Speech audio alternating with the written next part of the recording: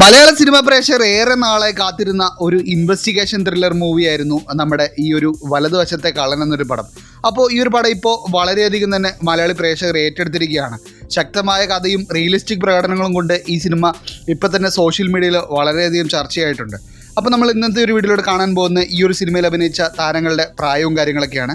അതിനുമുമ്പായിട്ട് നിങ്ങൾ ഈ സിനിമ ഇതിനകം കണ്ടിട്ടുണ്ടോ, അല്ലെങ്കിൽ നിങ്ങൾ ഈ വീക്കെൻഡിലാണോ ഈ സിനിമ കാണാനായിട്ട് പ്ലാൻ ചെയ്തിരിക്കുന്നത്? തീർച്ചയായിട്ടും നിങ്ങൾ കമൻറ്റിൽ കണ്ടു അല്ലെങ്കിൽ കാണുമെന്നുള്ള കമൻറ്റ് തീർച്ചയായിട്ടും ഒന്ന് കമൻറ്റായിട്ട് അറിയിക്കുക.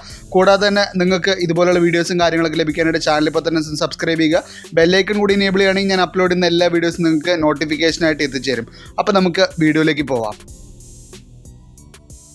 ആദ്യമായിട്ടുള്ളത് നമുക്ക് ഈ ഒരു സിനിമയിൽ അഭിനയിച്ചിട്ടുള്ള ഇർഷാദാണ്.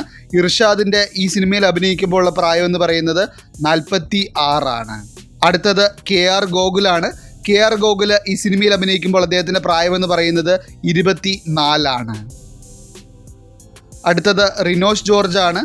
റിനോഷ് ജോർജ് ഈ സിനിമയിൽ അഭിനയിക്കുമ്പോൾ അദ്ദേഹത്തിൻ്റെ പ്രായം എന്ന് പറയുന്നത് 33 അടുത്തത് പ്രിയ ശ്രീജിത്ത് ആണ്. പ്രിയ ശ്രീജിത്ത് ഈ സിനിമയിൽ അഭിനയിക്കുമ്പോൾ അവരുടെ പ്രായം എന്ന് പറയുന്നത് 40 അടുത്തത് മനോജ് KU ആണ്. മനോജ് KU ഈ സിനിമയിൽ അഭിനയിക്കുമ്പോൾ അദ്ദേഹത്തിൻ്റെ പ്രായം എന്ന് പറയുന്നത് 56 അടുത്തത് ഷാജു ശ്രീധർ ആണ്. ഷാജു ശ്രീധർ ഈ സിനിമയിൽ അഭിനയിക്കുമ്പോൾ അദ്ദേഹത്തിൻ്റെ പ്രായം എന്ന് പറയുന്നത് 52 അടുത്തത് അപർണ പ്രേംരാജ് ആണ്. അപർണ പ്രേംരാജ് ഈ സിനിമയിൽ അഭിനയിക്കുമ്പോൾ അവരുടെ പ്രായം 29 അപ്പോൾ ഈ സിനിമയിലെ ഏറ്റവും ശക്തമായ പ്രകടനം ആരുടേതാണ് എന്ന് നിങ്ങൾക്ക് തോന്നുന്നു? തീർച്ചയായിട്ടും അതൊന്ന് കമൻറ്റ് ചെയ്യുക. അത് ബിജു മേനോനായിരുന്നോ, അതോ ജോജു ജോർജ് ആണോ, അതോ മറ്റേതെങ്കിലും സപ്പോർട്ടിങ് ക്യാരക്ടേഴ്സ് ആണോ ഇതിൽ ഏറ്റവും കൂടുതൽ നിങ്ങൾക്ക് ഇഷ്ടമായിട്ട് തോന്നുന്നത്, അല്ലെങ്കിൽ പ്രകടനം നന്നായിട്ട് തോന്നുന്നത്? തീർച്ചയായിട്ടും ആ കമൻറ്റിൽ ആ പേര് ആരുടെയാണെന്ന് തീർച്ചയായിട്ടും ഒന്ന് കമൻറ്റ് ചെയ്യുക. അപ്പോൾ ആദ്യം ചോദിച്ച പോലെ നിങ്ങൾ ഈ സിനിമയുടെ ട്രെയിലറും കാര്യങ്ങളും, അല്ലെങ്കിൽ ജീത്തു ജോസഫിൻ്റെ ഈ ഒരു പടം, അല്ലെങ്കിൽ ജോജു ജോർജ് ബിജു മേനോൻ്റെ കോമ്പിനേഷനിൽ ഈ പടത്തിന് വേണ്ടിയിട്ട് നിങ്ങൾ വെയിറ്റ് ചെയ്യണം, അല്ലെങ്കിൽ വീക്കെൻഡിലൊക്കെ പ്ലാൻ ചെയ്യുന്നവരാണെങ്കിൽ തീർച്ചയായിട്ടും അത് എന്നാണ് പ്ലാൻ ചെയ്തത്, അല്ലെങ്കിൽ നിങ്ങൾ ഏത് തിയേറ്ററിലാണ്, നിങ്ങൾ പ്രദേശത്തുള്ള ഏറ്റവും നല്ല തിയേറ്ററിൽ ഏത് തിയേറ്ററിലാണ് പ്ലാൻ ചെയ്യുന്നത്? തീർച്ചയായിട്ടും ഒന്ന് കമൻറ്റ് ചെയ്യുക. അടുത്തത് ശ്രദ്ധ ഗോകുലാണ്. ശ്രദ്ധ ഗോകുൽ ഈ സിനിമയിൽ അഭിനയിച്ചപ്പോൾ അവരുടെ പ്രായം 28 അടുത്തത് ലിയോണ ലിഷോയാണ്. ലിയോണ ലിഷോയ് ഈ സിനിമയിൽ അഭിനയിച്ചപ്പോൾ അവരുടെ പ്രായം 34 അടുത്തത് നിരഞ്ജന അനൂപാണ്. നിരഞ്ജന അനൂപ് ഈ സിനിമയിൽ അഭിനയിച്ചപ്പോൾ അവരുടെ പ്രായം 26 അടുത്തത് വൈഷ്ണവി രാജ് ആണ്. വൈഷ്ണവി രാജ് ഈ സിനിമയിൽ അഭിനയിച്ചപ്പോൾ അവരുടെ പ്രായം 27 അടുത്തത് ലെനയാണ്. ലെന ഈ സിനിമയിൽ അഭിനയിച്ചപ്പോൾ അവരുടെ പ്രായം 44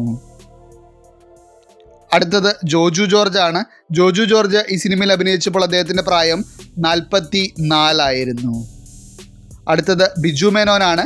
ബിജു മേനോൻ ഈ സിനിമയിൽ അഭിനയിച്ചപ്പോൾ അദ്ദേഹത്തിൻ്റെ പ്രായം 56 അപ്പോൾ ഇതൊക്കെയാണ് ഈ സിനിമയിൽ അഭിനയിച്ച താരങ്ങളുടെ പ്രായമെന്ന് പറയുന്നത്.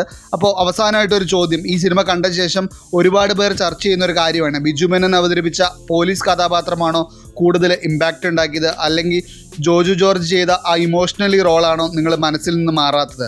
തീർച്ചയായിട്ടും നിങ്ങൾ കണ്ടവർ സ്പോയിലർ ഇല്ലാതെ തന്നെ ഒന്ന് കമൻറ്റ് ചെയ്യുക, ബിജു മേനോൻ അല്ലെങ്കിൽ ജോജു ജോർജ് എന്ന്.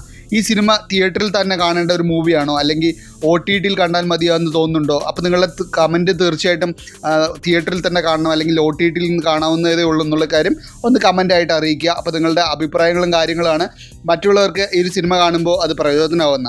അപ്പോൾ ഇതുപോലെയുള്ള ലേറ്റസ്റ്റ് വീഡിയോസ്, അല്ലെങ്കിൽ മൂവി അപ്ഡേറ്റ്സ്, അല്ലെങ്കിൽ കാസ്റ്റ് ഡീറ്റെയിൽസ്, അല്ലെങ്കിൽ മൂവി ക്യൂരിയോസിറ്റി വീഡിയോസൊക്കെ ലഭിക്കാനായിട്ട് തീർച്ചയായിട്ടും ചാനൽ സബ്സ്ക്രൈബ് ചെയ്യുക.